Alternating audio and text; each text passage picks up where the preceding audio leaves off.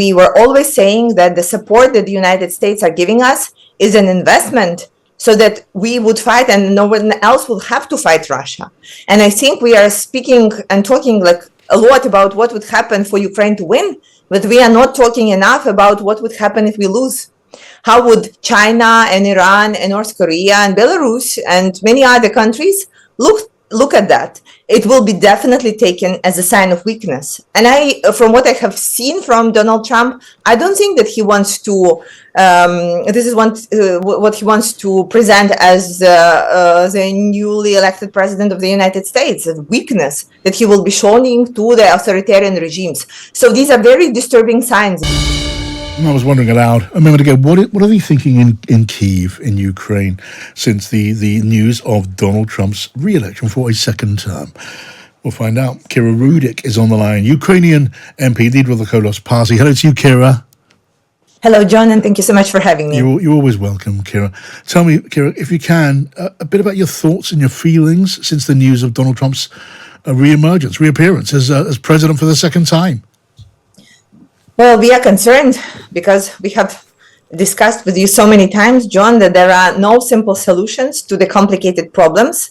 And it seems that Donald Trump promised to end the war in 24 hours, and it cannot mean anything good for us. The only good way of ending the war in 24 hours is Putin magically pulling his troops, which we know that wouldn't happen anytime soon.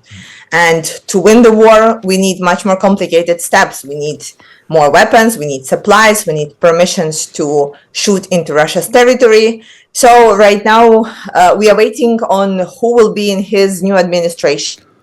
Yeah. We are really hopeful that President Biden, while he's still president, would want to finish his political career on something good and something historical. So he may allow us to use Western weapons inside Russia's territory, which may be a huge thing for us to keep intact our remainders of the energy infrastructure.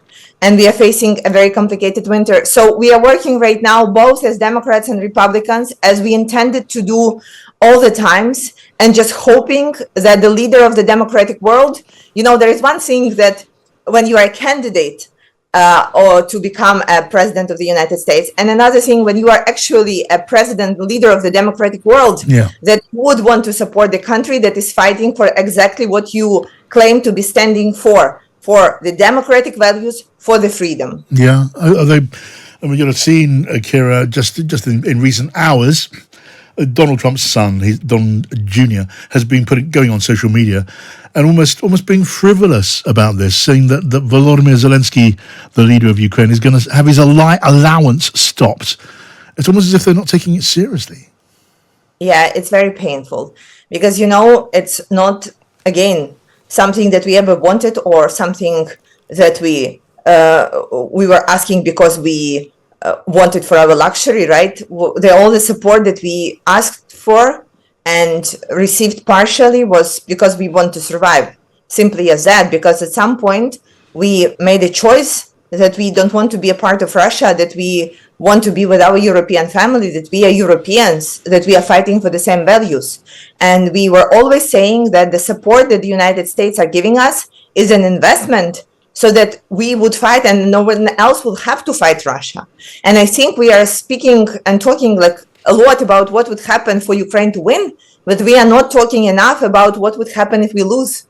How would China and Iran and North Korea and Belarus and many other countries look at that? It will be definitely taken as a sign of weakness. And from what I have seen from Donald Trump, I don't think that he wants to, this is what he wants to present as the newly elected president of the United States, a weakness that he will be showing to the authoritarian regimes. So these are very disturbing signs indeed. Yeah, I mean, all wars, Kira, end in the end with some kind of agreement. In your mind, can you envisage sitting down and talking peace with Russia? Leave aside the fact that Putin is not looking that way, that you don't want to do that, but can you imagine that happening? If, for example, there was a clear promise of NATO membership on the table as part of the deal as well, even if that meant ceding territory, some in Korea, maybe some in the Donbass. Can you imagine such a deal, or would you resist that absolutely to the end?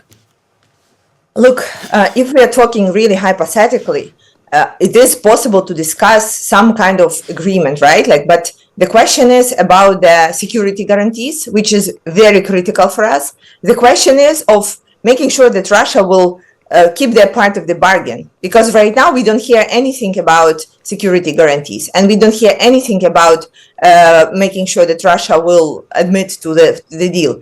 And John, we know we have been in this deal before, right? In 2014, there was a ceasefire. It was there, and look where it got us. 8 years later, 7.5 years later, Russia created and assembled more forces, and they attacked us in a full-scale invasion.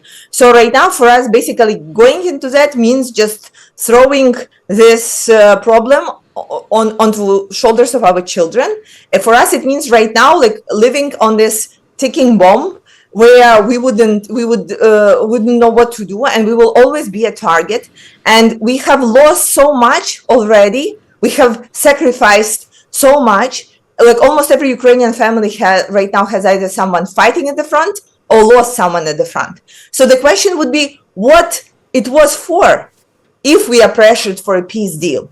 Because again, for us, it seems that the countries that declare the values that are similar to ours would be supporting us and would not be playing on Putin's hand, trying to persuade us that there should be a peace deal where we will sacrifice our territories and will not get war criminals who committed all kinds of the war crimes prosecuted. All right, Kira, again, as always, thank you for coming on. And Kira, as always, we wish you nothing but well. Kira Rudik there, Ukrainian MP in Kyiv. Now here, the former soldier Daniel Khalif has pleaded guilty to escaping from Wandsworth Prison. The 23-year-old is thought to have broken out by attaching himself to the underside of a food delivery lorry using makeshift bed sheets. Khalif has also been accused of spying for Iran, a charge that he's denied, saying he only handed over fabricated documents to try to become a double agent. Let's talk to Duncan Gardam, who's been covering the Daniel Khalif trial for The Times. Hello to you, Duncan. Hi, John. To get us up to date, what did you